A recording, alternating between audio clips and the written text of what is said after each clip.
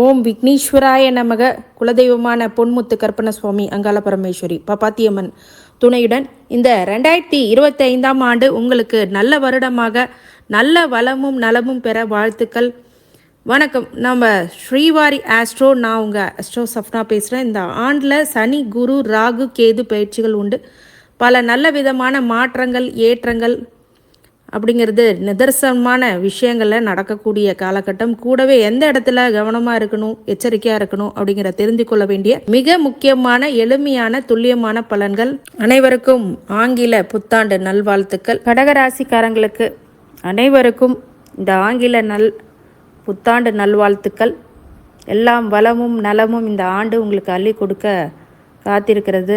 மிகப்பெரிய ஒரு பிரச்சனைகள்லேருந்து, இருளிலேருந்து ஒளிக்கு வரப்போகிறீர்கள் அப்படிங்கிறது தான் உண்மையான விஷயம். அதை பற்றி முழு விவரமாக இப்போது பார்க்கலாம். கடகராசிக்காரங்க, இந்த புத்தாண்டு உங்களுக்கு என்னென்ன பெயர்ச்சிகள், 3 இடப்பெயர்ச்சிகள் மிகப்பெரிய ஒரு மாற்றங்களை உங்கள் வாழ்க்கையில் கொடுக்கும். குரு பெயர்ச்சி, சனி பெயர்ச்சி, ராகு கேது பெயர்ச்சி. இதை வச்சு தான் ஒரு வருட பலன்கள் அப்படிங்கிறது இருக்கும். குரு பெயர்ச்சி மே 14க்கு முன், மே 14க்கு பிறகு எப்படி இருக்கும்? மே 14க்கு முன்னே இப்போது வரைக்கும் 11ஆம் இடத்துல இருக்கக்கூடிய குரு அதன் பிறகு 12ஆம் இடத்தில் வருகிறார். அதே மாதிரி சனி மார்ச் 29ஆம் தேதி 8ஆம் இடத்துலேருந்து அதன் பிறகு 9ஆம் இடத்துக்கு பாக்கிய சனியாக நுழைகிறார். ராகு கேது மே 18க்கு அப்புறம் 9ல் இருக்கிற ராகு, 3ல் இருக்கிற கேது. மே 18க்கு பிறகு அஷ்டமத்தில் ராகுவும் 2ஆம் இடத்துக்கு கேதுவும் வருகிறார். இதனால் என்னென்ன விஷயங்கள் உங்கள் வாழ்க்கையில் நடக்க போகுது அப்படின்னு கடகராசிக்காரங்க ரொம்ப ஆவலா யார் பார்க்குறார்களோ இல்லையோ, நீங்கள் கண்டிப்பாக கடகராசிக்காரங்க எனக்கு ஏதாவது விடிவு காலம் இருக்கா அப்படிங்கிறத பார்ப்பீங்க. கண்டிப்பாக உண்டு. குரு 11ஆம் இடத்துல இருந்து 5ஆம் பார்வையாக 3ஆம் இடத்தை உங்களுக்கு புது முயற்சிகள் எல்லாம் பண்ண வச்சார். அதே மாதிரி 7ஆம் பார்வையாக 5ஆம் இடத்தை பார்க்கும்போது புத்திர பாக்கியம் இல்லாதவங்களுக்கு புத்திர பாக்கியம் கிடச்சிது. 7ஆம் இடத்து சில பேருக்கு திருமணம் அப்படிங்கிறது, திருமணம் ஆகாதவங்களுக்கு திருமணம்லாம் நடந்துச்சு. இந்த 11ஆம் இடத்து குரு உங்களுக்கு லாபத்தை அப்பப்போ கொடுத்துச்சு. ஆனால் சனி அப்படிங்கிறவர் என்ன பண்ணார் அப்படிங்கிறது பார்க்கலாம். முதல்ல குரு பலனை ஃபஸ்ட்டு பார்த்துருவோம். கடகராசிக்கு குரு பலனால திருமணம் சில பேர்த்துக்கு இப்போல்லாம் நடந்திருக்கும். மார்ச் 29 மே 14 வரைக்கும் உங்களுக்கு டைம் இருக்குது திருமணம் ஆகிறதுக்கு. 11ஆம் இடத்து குரு உங்களுக்கு லாபத்தை அள்ளி கொடுக்க காத்திருக்கிறார். அதே மாதிரி பார்க்குற பார்வைகளும் சுபிட்சமாக கண்டிப்பாக உங்களுக்கு புதிய முயற்சிக்கு தடையெல்லாம் தகர்த்து எறியக்கூடிய நல்ல காலகட்டம். குழந்தை பிறப்பு, திருமண வாழ்க்கை எல்லாமே நல்லா அமையும். இந்த ஏஜ் 30 to 20 to 40 ஏஜ் வரைக்கும் ரொம்ப நல்லாவே இருப்பாங்க.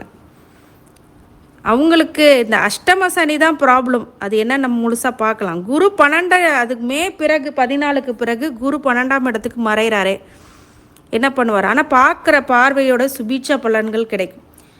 4ஆம் இடத்த பார்க்குறார் மே 14க்கு அப்புறம்.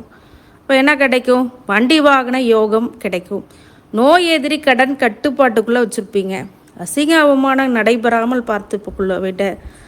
அதே மாதிரி புத்திர பாக்கியம், அதாவது உங்களுடைய மாங்கல்ய ஸ்தானம், அதெல்லாம் தோஷங்கள்லாம் விலகும். நல்ல ஒரு நீண்ட ஆயுளை கொடுப்பார். இதெல்லாம் இந்த பார்வை மூலயமா கிடைக்கும். வண்டி வாகனம், வீடு வாசல், கிரகப்பிரவேசம் இதெல்லாம் பண்ணுவீங்க. கடன் நோய் எதிரி எல்லாம் கட்டுப்பாட்டில் வர்றதே பெரிய விஷயம். இந்த நிதி நெருக்கடினால் கொடுக்கல் வாங்கல இந்த பிரச்சனைகள் எல்லாம் நிவர்த்தி ஆகும் மே 14க்கு அப்புறம். என்ன பொருளாதாரத்தில் கொஞ்சம் சிக்கல்கள் இருக்கலாம், ஆனால் அது பெரிய அளவில் சோபிக்காது. ஆனால் சனி 8ஆம் இடத்துல உங்களுக்கு உங்கள் தொழிலில் பார்த்தாரு, தன குடும்ப வாக்க பார்த்தாரு, உங்கள் குழந்தைங்களை பார்த்து புத்திர வகையில் தோஷத்தையும் கொடுத்தார், புத்திரத்தை தள்ளியும் வச்சார். இது எல்லாம் மாறப்போகுது மார்ச் 29 சனி பயிற்சிக்கு பிறகு. 9ஆம் இடத்துக்கு வருகின்ற சனி ரொம்ப நல்ல பலனை உங்களுக்கு கொடுக்க காத்திருக்கிறார். 8ஆம் இடத்துலேருந்து வர்றதே பெரிய விஷயம். தொழிலை கெடுத்தார். இப்போது தொழில் உங்களுக்கு நல்லா போகும், ஆனால் லாபம் ஈட்டுறதுல ஒரு சில தங்கு தடைகள் இருக்கும். எந்தெந்த இடத்துல கவனமாக இருக்கணும், சனி பார்க்குற இடத்துல கவனமாக இருக்கணும். அப்போ 9ஆம் இடத்துக்கு வந்தாலும் 11ஆம் இடத்து லாபத்தை பார்க்கிறார். அப்போ அந்த இடத்துல கொஞ்சம் கவனமாக இருக்கணும். 10ஆம் இடத்தை பார்க்கும்போது தொழிலை கெடுத்தார். இப்போ லாபத்தை கெடுக்கக்கூடியது இருந்தாலும் அதில் நீங்கள் கவனமாக இருக்கும்போது தப்பிப்பீங்க. அடுத்தது 3வது இடத்துல செய்கிற புது முயற்சிகளை அப்போ எடுக்க வேண்டாம். மார்ச் 29க்கு அப்புறம் பெரிய புது முயற்சிகள் இருக்கிறதே நல்லா கொண்டு போங்க. 6ஆம் இடத்தையும் பார்க்குறார், குருவும் பார்க்குறார், சனியும் பார்க்குறார். 9ஆம் இடத்துலேருந்து 10ஆம் பார்வையாக 6ஆம் இடத்தை பார்க்குறார். குரு 12ஆம் இடத்துலேருந்து 7ஆம் பார்வையாக 6ஆம் இடத்தை பார்க்குறாரு. அப்போது நோய் எதிரி கடனை கட்டுப்பாட்டுக்குள்ளே வச்சுருப்பீங்கன்னு குருவை சொன்னேன். சனியும் என்ன பண்ணுறாரு, 6ஆம் இடத்தை பார்க்குறதுனால நோய் எதிரி கடன் அப்படிங்கிறத நியூட்ரல் பண்ணிட்டார் சனியும் குருவும். அப்போ பெரிய பிரச்சனைகள் அது மூலிமா வராது. அப்போ இந்த சனி பெயர்ச்சி உங்களுக்கு ரொம்ப லாபத்தை கொடுக்கக்கூடியது. அஷ்டமத்திலேருந்து விலகி வர்றதே மிகப்பெரிய நன்மை, அதுதான் உண்மை. ராகு 9ஆம் இடத்துல 3ஆம் இடத்துல இருக்கும்போது மே 18 வரைக்கும் இருக்கார். அப்போ என்ன பண்ணுவார், கண்டிப்பாக 9ஆம் இடத்துல இருக்கக்கூடிய ராகு நல்ல பூர்வ புண்ணியத்தை கொடுப்பார். சொத்து பிரச்சனைகள்லாம் இருந்திருக்கும், அதெல்லாம் நிவர்த்தி ஆகும் மே 18க்கு பிறகு. அஷ்டமத்தில் ராகு வர்றது அதிர்ஷ்டத்தை, திடீர் அதிர்ஷ்டத்தை கொடுக்கும். 2ஆம் இடத்து கேது தான் கொஞ்சம் டேஞ்சரஸ். கேது என்ன பண்ணுவார், தன குடும்ப வாக்கில் போயிட்டு கேது உட்காரும் போது கொஞ்சம் வாக்கு, அதாவது எதுவுமே யோசித்து பேசுங்க, அவ்வளோதான் விஷயம். யோசித்து பேசுங்க, சொல்வாக்கு செல்வாக்கு குறையாத அளவுக்கு பேசுங்க. இது நல்ல பலன்களை கேது கொடுத்துருவார். ஆன்மீக விஷயத்தில் நாட்டம் உள்ளவர்கள் ஆன்மீக சம்மந்தப்பட்ட விஷயங்களை பேசினா இன்னும் உயர்வை கொடுக்கும் கேது. அப்போ உத்தியோகம் தொழில் இதெல்லாம் எப்படின்னா கண்டிப்பாக மார்ச் 29க்கு அப்புறம் நல்ல பலனை கொடுப்பார். குரு மறைந்தாலும் நிறைந்த அந்த பார்வை பலத்தால் இன்னும் உங்களை பெருசாக்குவார். ராகு கேதுவோடைய நிலை மே 18க்குள்ளே ஓரளவுக்கு நல்லா இருந்தாலும் பூர்வ புண்ணியத்தில் தோஷத்தை கொடுத்துப்பார். தந்தையாருக்கு ஒரு பிரச்சனையை கொடுத்துருப்பார். இந்த ராகு தந்தையார் இல்லை அப்படின்னா அரசாங்க வழியில் அரசு சார்ந்த விஷயங்களில் கொஞ்சம் தடை தாமதங்கள், அரசு வழியில் பிரச்சனைகள் அப்படிங்கிறதெல்லாம் கொடுத்துருப்பார். ப்ராப்பர்ட்டி விஷயத்துலலாம் ரொம்ப கவனமாக இருக்கணும். பூர்வீக சொத்தில் ரொம்ப பிரச்சனையை கொடுத்துருக்கோம் மே 18 வரைக்கும். புது முயற்சிகளை தடை கொடுத்துருப்பார், அதெல்லாம் விலகும் மே 18க்கு அப்புறம் இதெல்லாம் மாறும். 8ஆம் இடத்துல 2ஆம் இடத்துல இருக்கிற கேது, 2ஆம் இடத்துல உள்ள மே 18க்கு அப்புறம் 8ஆம் இருக்கிற ராகும் இந்த கேதுவும் 2ஆம் இடத்து கேதுவும் தான் கொஞ்சம் ஜாகிரதையாக இருக்கணும். மற்றபடி பெரிய பிரச்சனைகள்லாம் எதுவுமே இல்லை. சரி, இப்போ 3 நட்சத்திரத்துக்காரங்களுக்கும் அவரவர் தசாபுத்தி எப்படி பயன்படும்?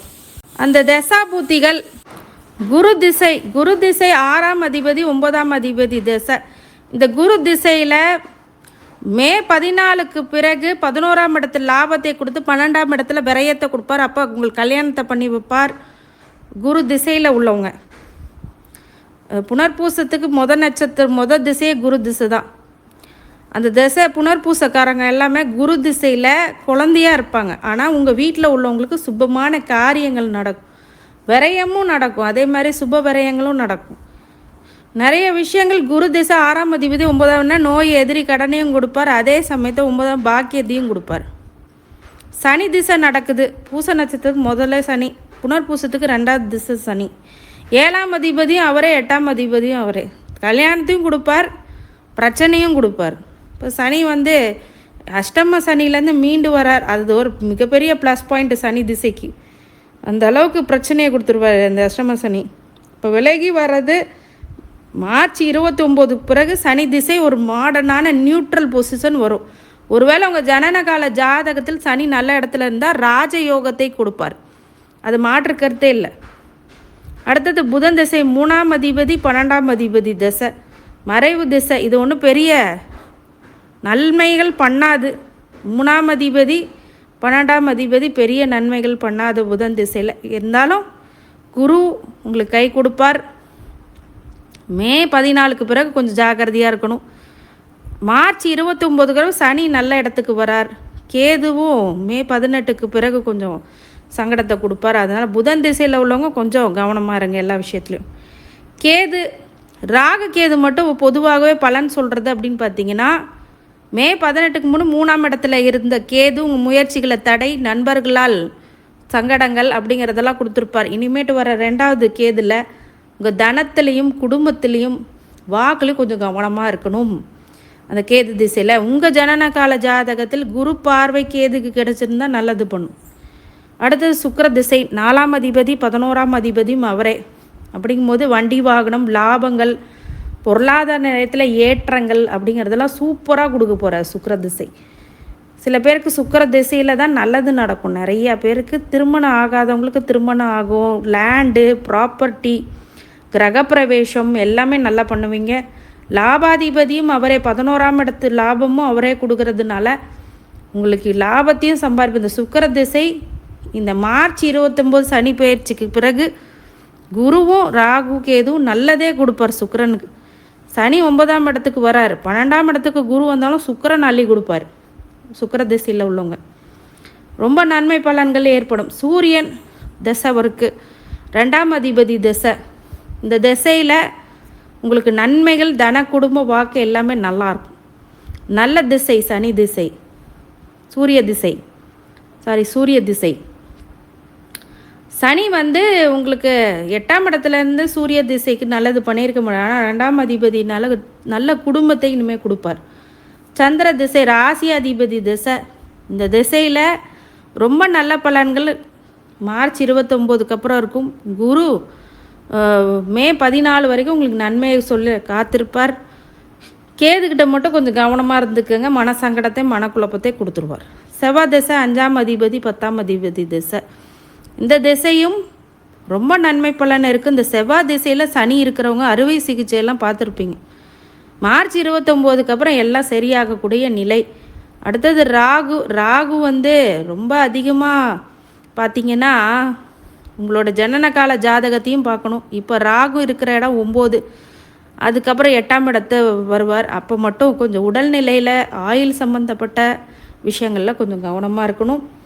எல்லாத்துலேயுமே அந்த ராகு திசையில் ரொம்ப கவனமாக இருக்கணும். இது ஒன்று தான் இஷ்யூஸு.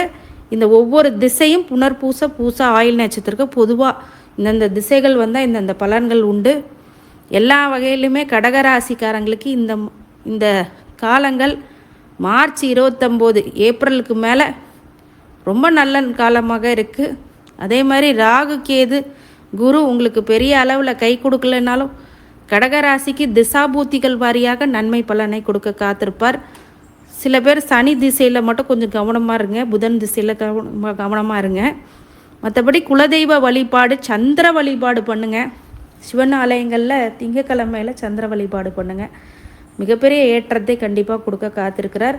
கடகராசிக்காரங்களுக்கு அனைத்து ஐஸ்வர்யங்களும் சகல சௌபாகியங்களும் மன நிம்மதியும் ஆரோக்கியத்தை கொடுக்க வேண்டும் என்ற பெருமான் மகா ஈஸ்வரனை வேண்டி வணங்குகின்றேன். ஸ்ரீ குபேரன் டிவியை பார்த்தமைக்கு நன்றிகள். மேலும் இது போன்ற தகவல்களை தெரிந்து கொள்ள ஸ்ரீ குபேரன் டிவியை சப்ஸ்கிரைப் செய்யுங்கள். மறக்காமல் பெல் ஐக்கானை கிளிக் செய்யுங்கள்.